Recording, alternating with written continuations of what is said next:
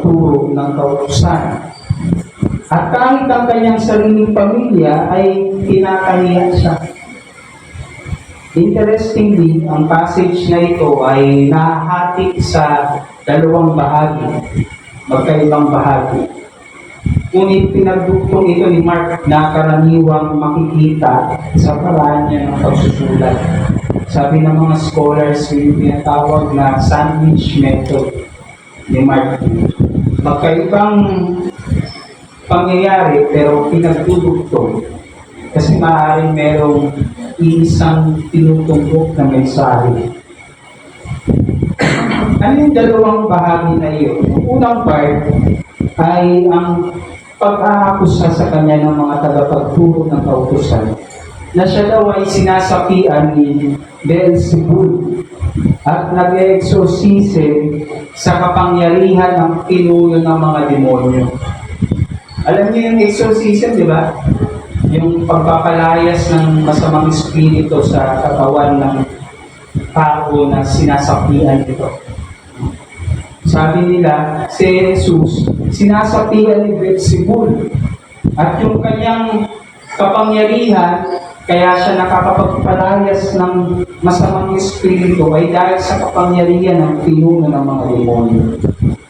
At ang pangalawang bahagi naman ay yung pagpunta ng kanyang ina at mga kapatid upang subuin siya at dahil nabalitaan nila ang mga ginagawa nito at siya ay pinaniniwalaan ng iba na nasisiraan ng baliw, kumbaga. Bagamat ang kwentong ito ay mababasa din sa Mateo at Lucas, ibang-ibang pagkakaalos dito sa Marcos. Nagsimula ito sa pagkatapos ng panalangin ni Jesus ang isang lalaking paralisado yung kamay. Doon sa loob ng sinagoga, sa araw ng Sabat. Naalala niyo ba yung kwento na yun? Kung nakinig kayo ng mensahe ko last Sunday, maalala niyo. Doon nagsimula yun, pinagaling niya yung lalaking paralisado yung kamay doon sa loob ng sinagoga sa araw ng Sabat na naging dahilan para makipagsabwatan, magalit sa kanya yung mga Pariseo at makipagsabwatan sila doon sa mga tagasunod ni Herodes. Maraming tao ang nakaalam at namangha sa ginawa na iyon ni Jesus. Kaya sumunod sila sa kanya. Maraming mga may sakit ang pumunta sa kanya sa tabi ng lawa upang mahawakan siya at gumaling. Marami ding tao ang mga sinasapian ng masamang espiritu na pumunta doon na nakaranas ng exorcism kay Jesus. Pagpatira pa sila at sumisigaw sa harapan niya na nagsasabi, "Ikaw ang anak ng Diyos." Biruin niyo yung masamang espiritu pala, yung demonyo, nakakakilala din kay Jesus. At kinikilala siyang anak ng Diyos. Pareho sa atin, no? Kaya yung tanong minsan sa atin, mga Kristyano, anong difference natin sa demonyo? Minsan na, mas maalam pa ang demonyo sa salita ng Diyos kaysa sa atin. Hindi naman tayo mga demonyo, di po ba? Walang gustong maging demonyo sa atin. Pero yun, pinapakita dito sa salita sa ating teksto na kahit ang masamang espiritu nakakilala kay Kristo. Dahil sa pagdagsa ng maraming tao kay Jesus, pumili siya ng 12 apostol upang kanyang maging katuwang sa ministeryo na siya niyang isinusugo upang mangaral tungkol sa kaharian ng Diyos at magpalayas ng mga demonyo. Dahil sa mga kababalaghan na ginawa ni Jesus, yung kanyang pagpapagaling at saka yung kanyang exorcism, maging yung kanyang pangangaral tungkol sa kaharian ng Diyos at pagtutuligsa sa mga baluktot na gawin ng mga pinuno ng relihiyon, naging malaking bantasa sa mga panatikong noong panahon niya. Ang kanyang hayag na ministeryo ay hadlang sa kanilang pananatili ng maling sistemang pilihan sa kanilang lipunan. So merong dalawang bahagi. Ating tuklasin ano yung nilalaman ng dalawang bahagi na yun. Sa unang bahagi, naroon ang pagbabahagi ni Jesus ng dalawang talinhaga na naging tugon sa mga maling paratang ng mga tagapagturo ng kautusan. Sabi nila kay Jesus, sinasapian niya ng ni Beelzebul. Nagpapalayas siya ng demonyo sa pamamagitan ng kapangyarihan ng pinuno ng mga demonyo. Para sa inyong kaalaman, si Beelzebul o si Beelzebub, kilala niyo ba yun? Tingin kayo sa katabi niyo.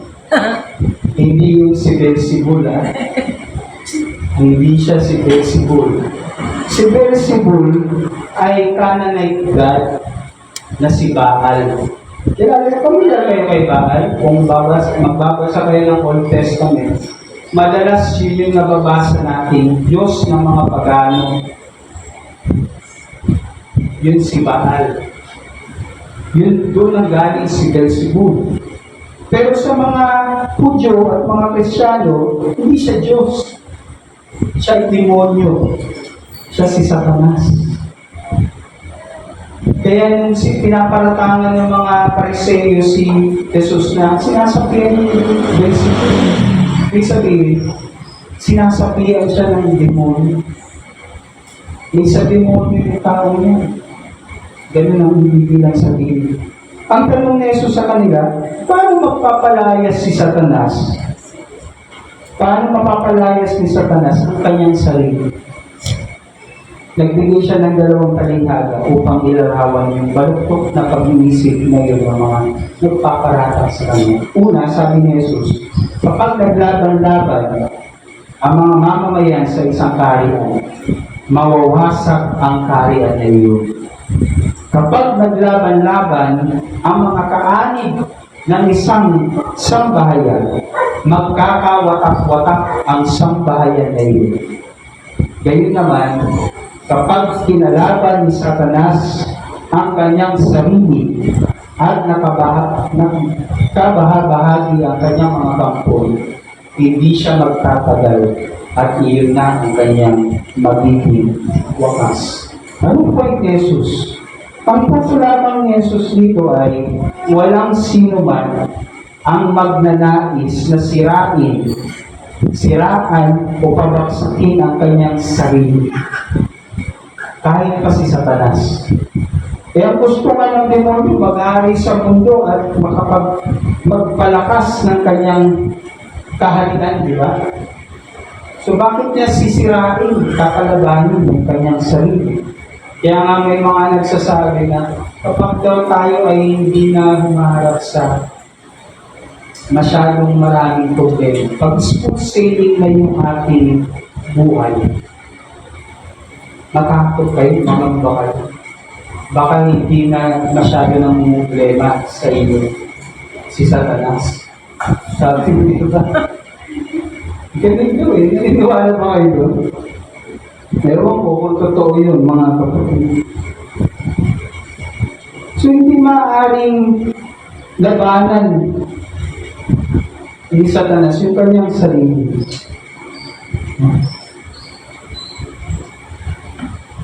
Nagpapakita lamang yun, mga kapatid, na may mali doon sa pag-iisip ng mga kumukutya kay Jesus o nagpaparatang sa kanya.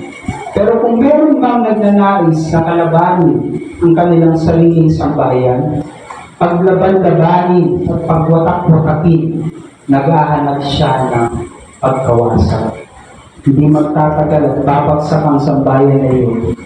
So lumalabas lamang dito na illogical itong paratang sa kanya ng mga tagapagturo ng kautusan.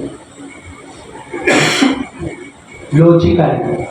Baluktot yung pag-iisip. Yung pangalawang talinhaga naman ni Jesus ay ganito. Hindi maaaring pasukin at pagnakawan ang bahay ng isang taong malakas, malibang gapusin muna siya.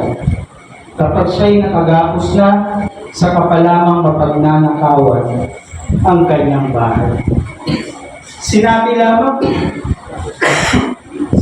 lamang dito ni Jesus na kailangan maigapos mo muna isang malakas na tao.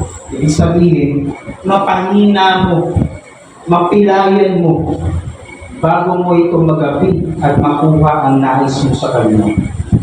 Nang mapalayas ni Jesus ang mga masasamang espiritu sa katawan ng maraming tao, hindi niya ito kinailangang gapusin. Diba? Wala namang sinabi sa text na pinatali niya muna yung tao na sinasabihan bago siya nagpalayas ng espiritu. Hindi niya kinailangang gapusin. Nagpapakita lamang ito na mas malakas ang Panginoong Hesus kaysa sa mga demonyo. Amen? Amen. Tandaan nyo na kailangan munang alamin ni Delilah yung kahinaan ni Samson bago niya ito magapi. Ano yung kahinaan ni Samson? Yung kanyang mahabang buhok. Nalaman ni Delilah na pag nagbuhok niya yung mahabang buhok ni Samson, kung saan doon nanggagaling yung kanyang kapangyarihan, manghihina siya. Si Jesus, kailangan munang bilangin ng mga pinuno ng reliyon at makipagsabuatan sa imperyo ng Roma para siya ay maitapo at mapapatay. Nangangahulugan lamang na kahit ang mga panatikong Hudyo na tumutulig sa kay Jesus ay hindi kayang daigin siya ng patas. Sapagkat pinakita ng Diyos na kahit sa kamatayan kayang gapihin ni Jesus ang kamatayan sa kanyang muling pagkabuhay. Yun yung dalawang unang bahagi. Sa pangalawang bahagi ng talata, mababasa natin na dumating yung ina at kapatid ni Jesus. Sa una pa lang kasi, tila nagiging malaking kahihiyan si Jesus sa kanyang mga kamag-anakan. Dahil maraming tao ang nagsasabi, nasisiraan na ito ng bait.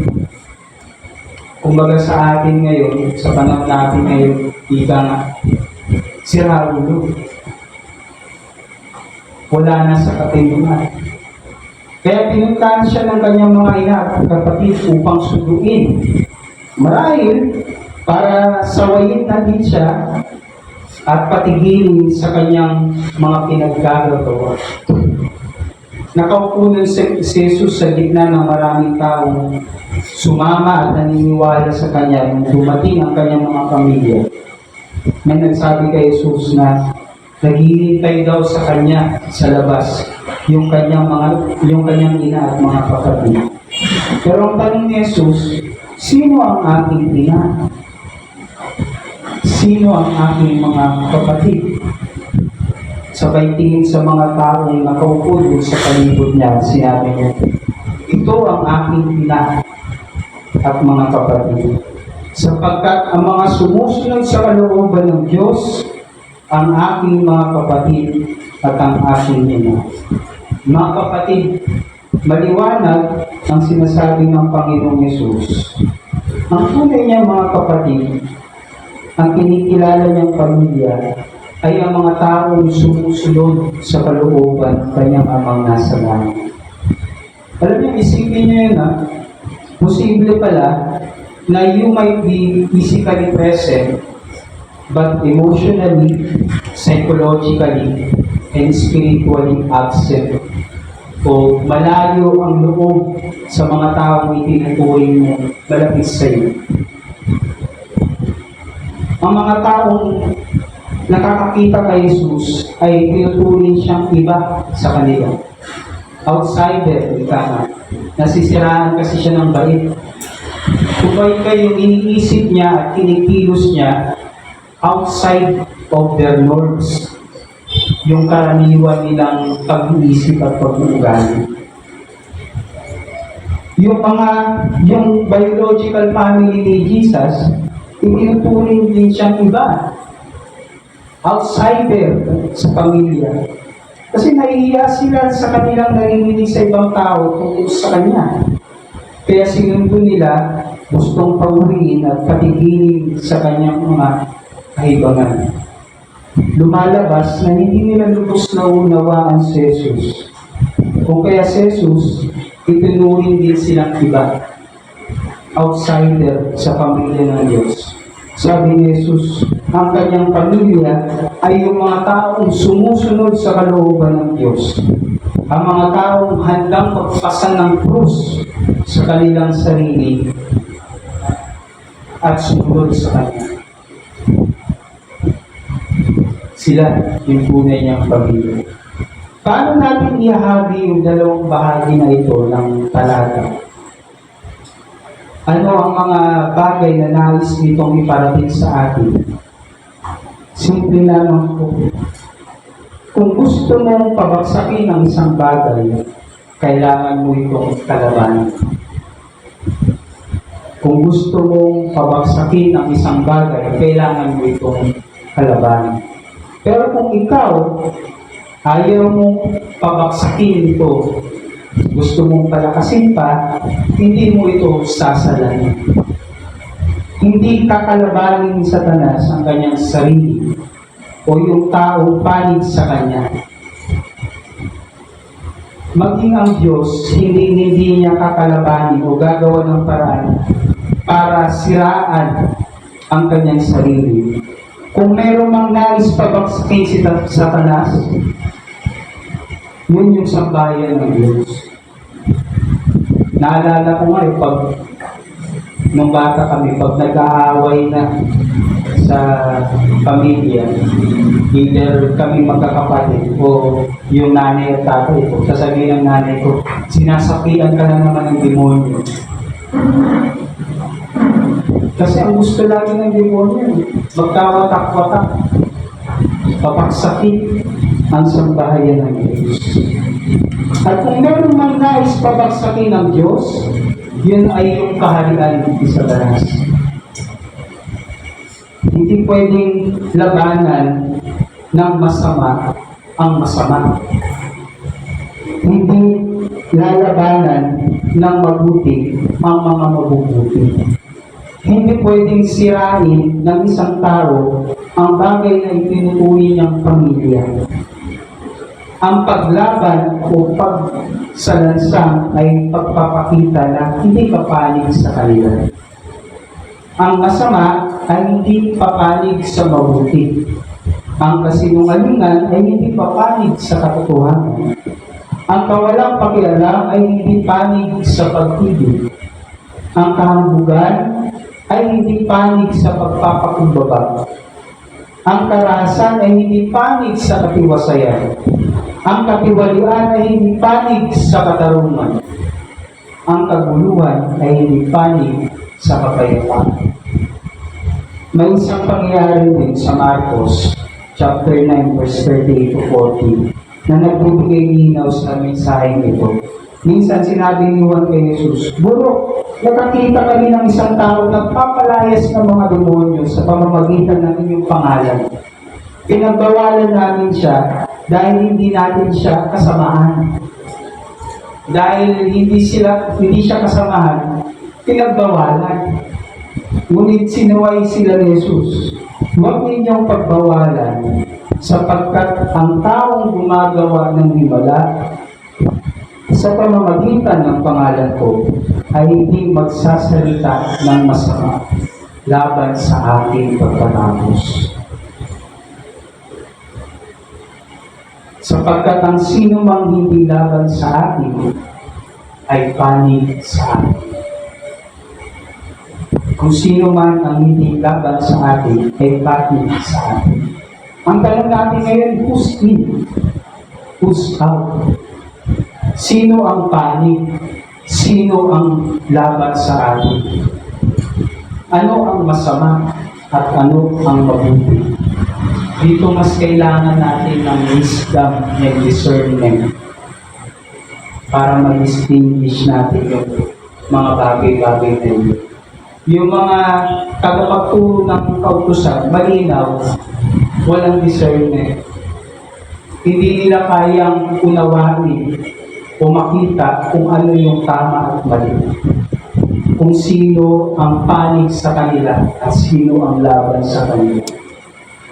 Siguro, hindi naman ang intention lamang nila ay para maprotektahan yung kanilang relihiyon. Pero hindi nakita nila yung ginagawa ni Jesus upang maging kapakinabangan sa kanila.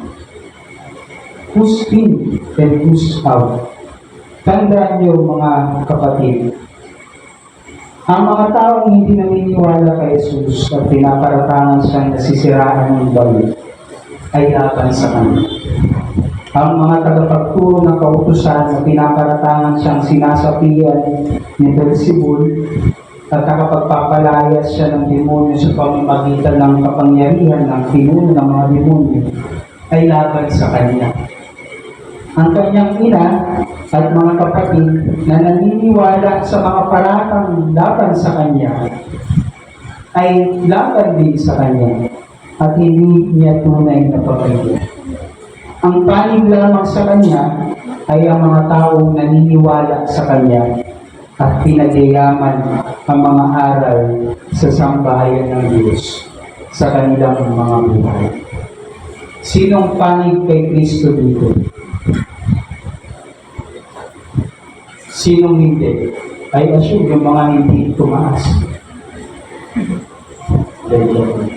Maraming tao, even Christians, treat their family differently kaysa dun sa mga kaibigan nila. Madalas pa nga, mas kapamilya pa ang trato nila sa mga hindi nila kalugod. Though at some cases, may malalim na dahilan nito dahil marahil hindi nila lubos na nararamdaman ang pagmamahal at atensyon na dapat ay nakukuha nila sa pamilya nila. Kaya sa iba nila ito hinahanap. Pero mayroong mga tao na walang pagkalinga man lang sa kanilang sariling pamilya, sa kanilang kapatid, sa kanilang mga magulang. Yung tipong parang walang pinagsamahan at parang hindi kilala ang isa't isa. Tapos kahit na marami kang nagagawang, meron din mga pagkakataon na kahit na marami kang ginagawa na magaganda, mabuting bagay, may isang maliit na bagay ka lang na magawa ng maliit sa paningin nila. Tatakot-takot na puna, pangangaral at condemnation na narinig sa kanila. Naranasan nyo na ba yun, mga kapatid? Sa church, madalas din mangyari ito. Naalala ko yung isang kwento tungkol sa isang lalaki. Pumunta siya sa simbahan para magsimba. Umagang-umaga. Nakalimutan nga lang niyang i-silent yung kanyang phone. Sino sa inyo dito nagsa-silent ng phone? Hindi. Nakalimutan niyang i-silent. Kaya ang kanyang cellphone ay nag-ring sa kalagitnaan ng sama-samang pananalangin. Di ba pag nananalangin tayo sama-sama, tahimik. Si pastor lang yung naririnig na nananalangin. Yung mga tao sa simbahan, narinig yun. Na-distract sila. Pinagalitan siya tuloy ni pastor. Yung mga tao sa simbahan, pinaalalahanan siya pagkatapos ng panalangin dahil sa kanyang pang-aabala sa katahimikan at kasagraduhan ng pananambahan. Samantala, yung kanyang asawa ay walang tigil sa paninermon sa kanya dahil sa kanyang kapabayaan. Meron bang mga asawang ganito? Meron bang mga asawa dito na ganito? Sermonan siya, sinarunan. Siguro dahil ramdam niya yung kahihiyan dahil sa ginawa ng kanyang asawa. Pauwi ng bahay, makikita mo yung mukha ng lalaki na talagang hiyang-hiya sa sarili. Pagkatapos ng pangyayari yun, hindi na siya muling bumalik sa simbahan. Pagkatapos ng pangyayari yun, hindi na siya muling nakita sa simbahan. Pero may isang kakaibang nangyari sa kanya kinagabihan. Kasi puliro pa siya sa kanyang sarili dahil sa naranasan niya. Gusto niya maglabas ng sama ng loob. Pumunta siya sa isang bar. At dahil natuliro pa siya, parang wala pa sa ulira, wala pa sa sarili. Yung dahil din sa nangyari sa simbahan ng umaga. Nasabi niya, hindi niya sinasabi, nasabi niya, yung inumin na inabot sa kanya ng waiter at natapon doon sa lamesa. Nanginginom pa umanin yung waiter, nag-sorry sa kanya. Tapos binigyan siya ng tissue para punasan yung kanyang sarili. Agad namang ninap ng janitor yung sahig. At yung manager naman ng bar ay lumapit sa kanya, nilapitan siya at binigyan siya ng complimentary food. Sabi dito sa kanya, huwag po kayong mag-alala, sir. Sino ba sa atin ang hindi nagkakaroon? Dahil sa pangyayari yun, lagi na siyang pumupunta sa bar. Lagi siyang pumupunta na sa bar po yun. Anong lesson sa kwentong ito? Silent ang po. Anong lesson sa kwentong ito? Sometimes our attitude as believers and as faithful is to send souls to heaven. Ganun madalas yung attitude natin. We tend to treat people differently from us as others or outsiders. Sa Tagalog, yung others is kapwa. Hindi natin pinatratong iba yung ating kapwa. Dapat hindi natin tratuhin na iba yung ating kapwa. Tandaan niyo lagi mga kapatid, ang attitude o yung ating pakikitungo sa ibang tao ay ang pinakamagiging dahilan ng kanilang paglayo at paglapit sa Diyos. So anong gusto niyo? Mapalapit sila sa Diyos o mapalayo sila sa Diyos? Huwag nawa tayong maging dahilan ng paglayo nila sa Diyos. Madalas kasi sa kagustuhan nating maging tama, nakakalimutan na nating maging mabuti. Ngunit we can make a difference by how we treat people, lalo na yung mga nakakagawa ng mali. Kaya mahalaga na maging bukas yung ating mata at sikapin na laging maging mabuti. Sa pagtatapos, nais kong ipaalala sa inyo na sa loob ng ating iglesia, ituring natin ang bawat isa ng kapatid. Huwag nating awayin. Huwag nating gawan ng ikasisira nila. Kung meron man tayong makitang mali, unahin natin ng maayos. Yung may maayos tayong layunin at hindi basta makapuna lamang. I-correct natin sila ng may pagmamahal at pagkalinga. Huwag nating pigilan ang mga nagsusumikap na gumawa ng mabuti. Huwag tayong magiging masyado sa mga nagsisimula pa lamang sa kanilang maliit na hakbang sa pagsulay. Alam niyo, ang madalas na sakit ng mga Pilipino, kapag meron silang kaibigan o kamag-anak, nagbukas ng negosyo, gusto nila agad kinita ng libre o ng discount. O kaya pag meron silang kakilala na pumunta ng abroad, nakapagtrabaho sa abroad, gusto agad nilang kinita ng pasalubong. Hindi pa nga nakakaangat sa buhay, pababagsakin mo na. Huwag tayong maging ganun mga kapatid. Huwag tayong mag-post ng ikasisira nila. Huwag tayong mag-post ng division sa sambahayan ng Diyos. Kung meron mang dapat hatiin o wasakin, yun ay ang mga bagay na dulot ng kasamaan. Kung meron mang dapat matibay na kaharian, yun ang kaharian ng kaliliman. Sapagkat ang kalaban natin sa mundong ito ay ang kasamaang umiiral sa ating lipunan at hindi ang ating kapwa. Mga kapatid, today is Freedom Sunday. Hindi natin lubos na mararanasan ang kalayaan natin ni Kristo kung patuloy tayong namumuhay sa pagkamakasarili, pagmamataas at kasakiman. Walang kalayaan na matatamo ang taong patuloy na naghahasik ng kasamaan at panganib laban sa kanyang kapwa. Ang paalala nga ni Apostol Pablo sa Galatians chapter 5 verse 13 to 15. Mga kapatid, tinawag kayo upang maging malaya. Ngunit huwag naman ninyong gamitin ang inyong kalayaan upang masunod ang hilig ng laman. Kundi maglingkod kayo sa isa't isa sa diwa ng pag-ibig, sapagkat ang buong kautusan ay nauuwi sa isang pangungusap. Ibigin mo ang iyong kapwa gaya ng pag-ibig mo sa iyong sarili. Amen.